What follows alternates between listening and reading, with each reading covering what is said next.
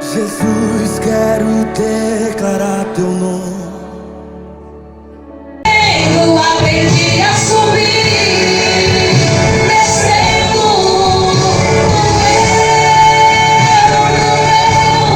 mas eu venci. Cresci, diminuindo, apareci, desaparecendo. E o poder de Deus na minha fraqueza se aperfeiçoou.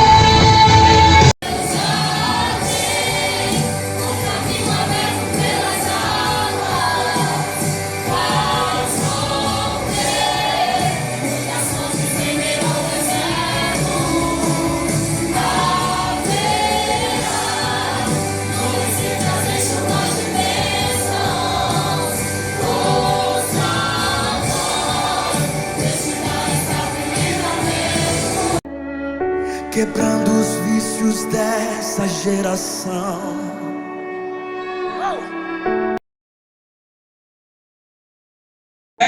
Do capítulo 5 até o capítulo 7 de Mateus, quem já leu sabe, quem não leu, convido a ler. Ali está se tratando de um dos maiores, ou de uma das maiores, um dos maiores discursos ou pregações de Jesus na Bíblia Sagrada. Do capítulo 5 ao capítulo 7, chama-se do Sermão da Montanha. E o Sermão da Montanha é a pregação, ou uma das pregações mais extensas que Jesus ele já teve. Há quem diga e há quem faz análise, faz os cálculos para determinar que Jesus passou 6 horas pregando de forma ininterrupta.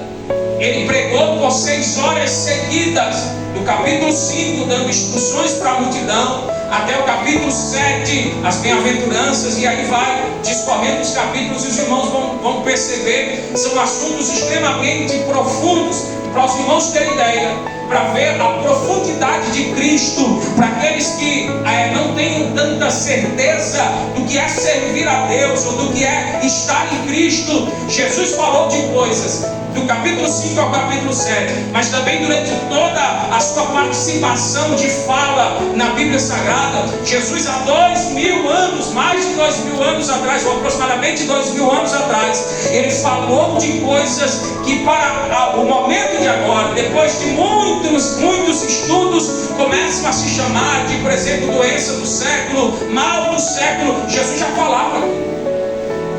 falava de depressão, Jesus já falava de ansiedade, Jesus já falava de apego ao dinheiro, Jesus já falava de ter controle para que você não possa enriquecer de forma ilícita. Jesus já falava de tudo isso lá atrás. Hoje nós percebemos que muitas dessas coisas se tornaram doenças, muitas dessas coisas se tornaram males que não se consegue resolver da noite para o dia, que muitas pessoas gastam o seu dinheiro, o que tem e o que não tem para resolver. Jesus já tratava disso há 2000 anos atrás, para ver a profundidade da mensagem de Cristo. Porque se nós, como servos de Deus e cristãos, não temos a convicção, ou não tivermos a convicção de quem é o nosso Cristo, é só olhar para a Bíblia. A Bíblia tem assuntos que são extremamente atuais, mas ela não foi escrita hoje nem ontem. Faz muito tempo que foi anunciada, mas até hoje tem validade na minha vida e na tua vida, porque a palavra de Deus é eterna. E o Deus que eu sirvo e o Deus que você serve, pode alguém duvidar, pode alguém olhar para mim, olhar para você e declarar: você está perdendo tempo, irmão. Você não perde tempo na presença de Deus. E não acredite, irmão, nós não podemos, irmão, vou abrir um parênteses aqui, porque Deus está me tocando a dizer, nós não podemos emprestar o nosso ouvido para qualquer pessoa, irmão. Que seja da nossa família, que seja amigo, que seja amiga, que seja alguém que entra na nossa casa, ou entra no nosso estabelecimento, ou entra onde a gente está trabalhando, não importa, nós não podemos emprestar o nosso ouvido para qualquer um, irmãos. Porque nós não sabemos, e muitas vezes, por falta de, talvez, vigilância, talvez por falta de profundidade um pouco com Deus, a gente não consegue enxergar. Talvez por falta de discernimento mesmo, que a palavra de Deus diz, a gente não consegue enxergar que muitas palavras estão carregadas de setas malignas. Porque o diabo, irmão, ele não vem encapuzado com chifre, com aquele rabão e com o tridente na mão, não. Ele vem disfarçado, e muitas vezes ele vem disfarçado de mensagens pobres. Muitas vezes ele vem disfarçado de pessoas que querem desabafar conosco. Muitas vezes ele vem disfarçado de pessoas que querem apenas dialogar, mas aos poucos vai introduzindo na nossa mente coisas que não estão de acordo com a palavra, e a gente, sem perceber, vai sendo iludido por aquilo e acabamos entrando num laço, irmão. E tome cuidado com isso. Alerte o teu coração e a tua mente para não deixar que palavras que não são do Senhor entrem no teu coração, porque elas podem ser muito prejudiciais para a tua vida espiritual. Quantas e quantas pessoas, por causa de palavras, não estão na presença de Deus? Quantas e quantas pessoas, por causa de palavras, não perderam o desejo de servir ao Senhor? Por quê, pastor? Porque deram ouvido a palavras que não edificam, porque deram ouvido, emprestaram os seus ouvidos para ouvir o que não edifica. E se nós formos para a Bíblia é linda demais. Lá na carta aos Efésios, você vai encontrar um texto, salvo engano, capítulo 4, versículo 7, versículo 8, dizendo: em que pensai? Quando diz em que pensai, não é só na imaginação, mas é aquilo que vai entrar para os nossos ouvidos. Se a Bíblia diz que a fé vem pelo ouvir e ouvir a palavra de Deus, é porque os nossos ouvidos são filtros. E se são filtros, irmãos, nós temos que saber filtrar o que a gente ouve. Eu não estou dizendo que a gente vai passando no meio da rua e vamos escutar muita coisa, mas parar para ouvir é outro detalhe. Os seus ouvidos devem ser santos, assim como o teu corpo é, assim como tuas mãos têm que ser, assim como a tua boca tem que ser, assim como os teus olhos têm que ser. Nós temos que cuidar muito dos nossos ouvidos, porque, repito, ele é um filtro. E se a gente não filtrar o que ouve, se a gente não filtrar aquilo que a gente está parando para ouvir, vai adentrar no coração. Aí a Bíblia vai dizer: o que contamina o homem não é o que entra. É verdade, porque se entrou, não vai contaminar, mas se o que sai. Por quê? Porque aquilo que entrou, se não for filtrado, ele vai ser gerado aqui dentro. E vai ser gerado sentimentos que não vão de encontro, ao encontro da palavra, mas vão de encontro à palavra. E o que vai acontecer com isso? Daqui a pouco você está reproduzindo aquilo que você emprestou os seus ouvidos para ouvir.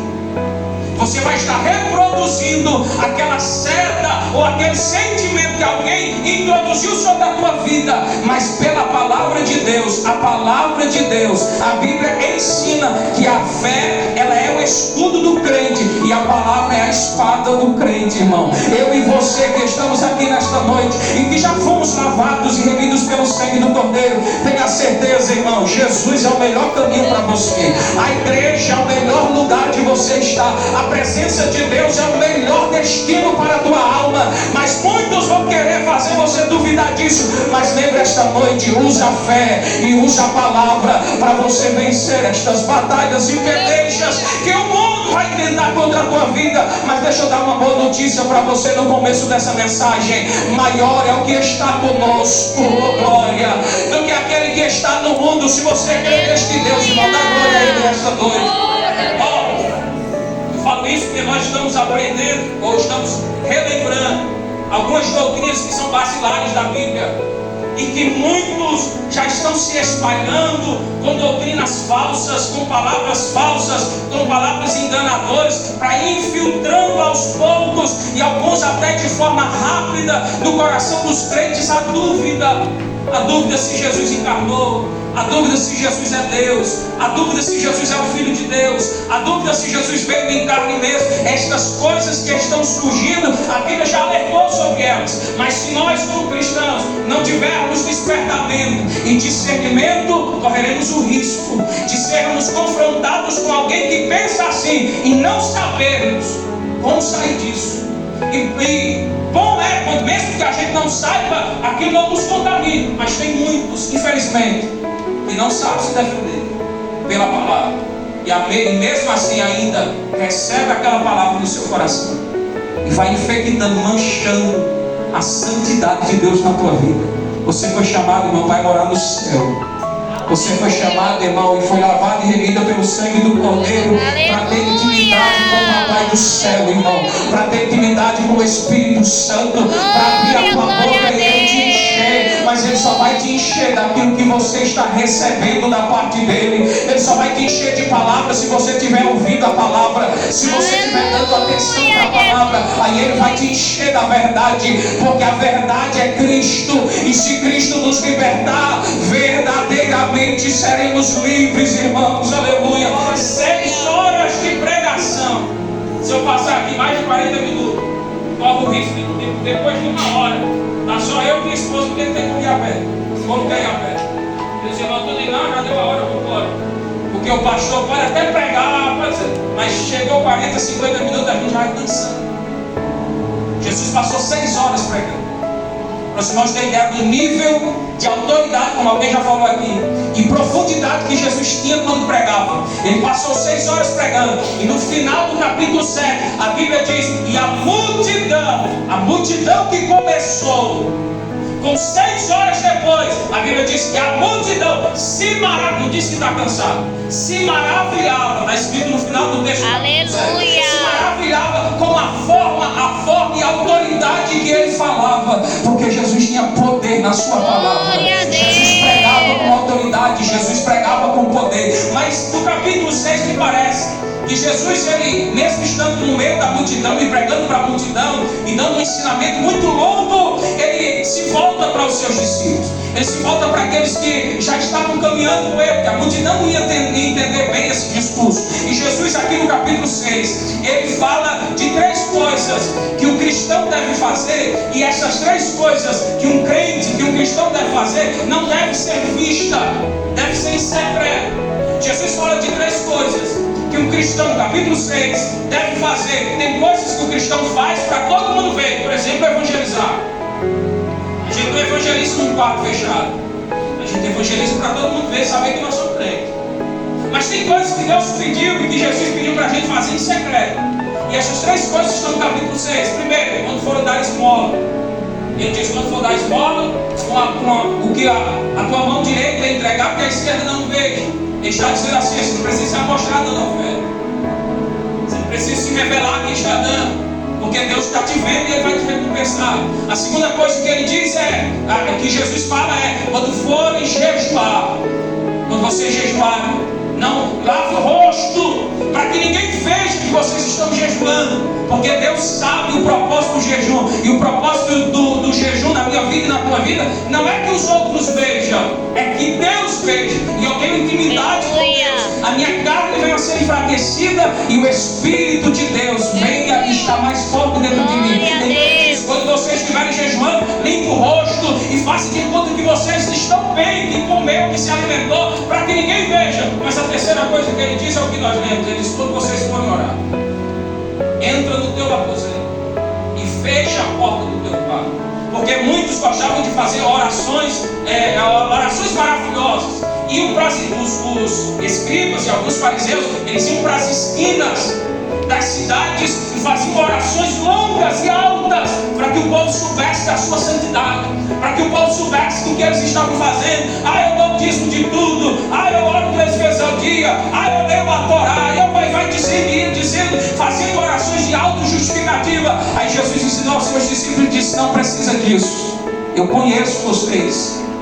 E Deus, eu acho linda esta mensagem, ele diz assim: ora ao teu Pai que está em oculto em secreto, e o teu Pai que vê secretamente. O interessante é que este quarto, se nós formos para a originalidade desse texto, que é em grego, e todas as vezes que nós lemos o Novo Testamento, nós vamos buscar a interpretação, o entendimento pelo grego, que foi onde ele foi escrito. E no grego isso aqui fala do quarto, que era o quarto secreto, onde se guardavam os tesouros do templo. O que Jesus está querendo dizer com isso? Aquele povo ia entender claramente. Quem tinha a chave daquele quarto era só o sacerdote. O povo olhava ali para se maravilhar com os tesouros. Então ele está dizendo para mim e para você que oração para Deus é tesouro guardado.